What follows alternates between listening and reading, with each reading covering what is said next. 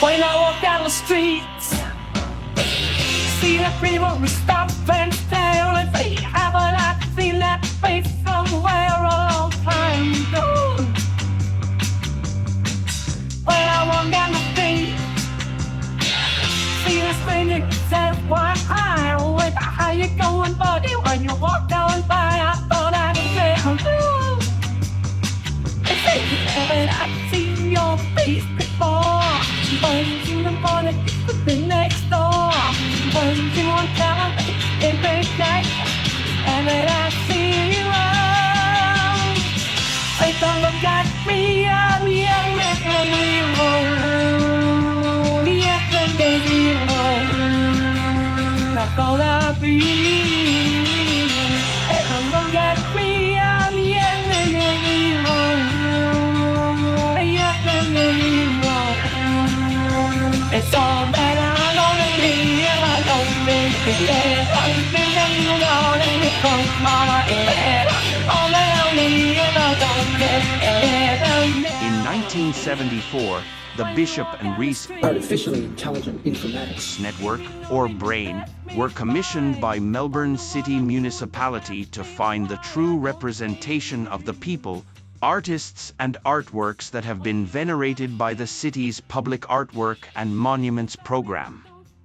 Their first contact point was the Matthew Flinders Monument in Swanston St, Melbourne, and the technician's mission, with rudimentary photogrammetry technologies in hand, was to try to grasp the true character of Flinders, the cartographer and seaman who navigated so-called Australia. In this short video celebration, we celebrate the 50th anniversary of this pioneering research with an updated retelling of the project, and at the same time redeploy our BRAIN technicians into the field. I'm an avatar imagined into being by the BRAIN anthropologists, data scientists, phrenologists, and artists in the year 1974.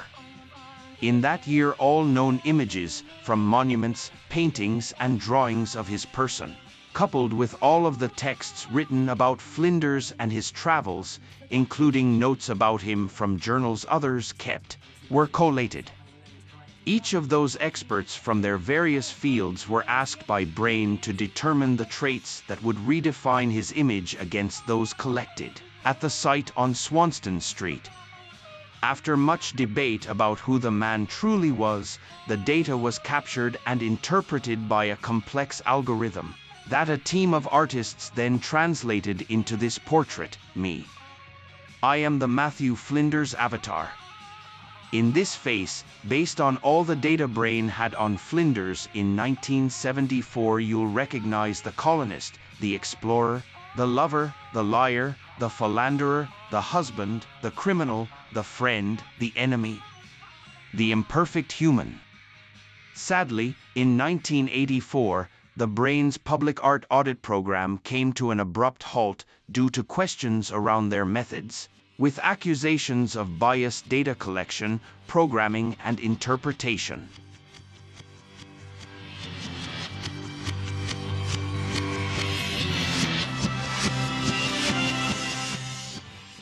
In that decade, though, they achieved a great amount, while the data they collected and the reinterpretations they made fundamentally changed the way Melbourne City Municipality delivered its public art program, although they would not admit to that. In 2024, the Bishop and Reis Augmented Intelligence Network, BRAIN, with the help of a number of silent partners, are back, having updated their algorithms and methods to include machine learning and artificial intelligence. These exciting developments mean that our technicians can be redeployed out into the field. We're the BRAIN Technicians 2024. To run a 21st century public art health check on the streets of Melbourne. The 2024 audit will again start with the Flinders Monument in Swanston St. It is fitting as this will mark 100 years since the artist Charles Webb was commissioned to make the work.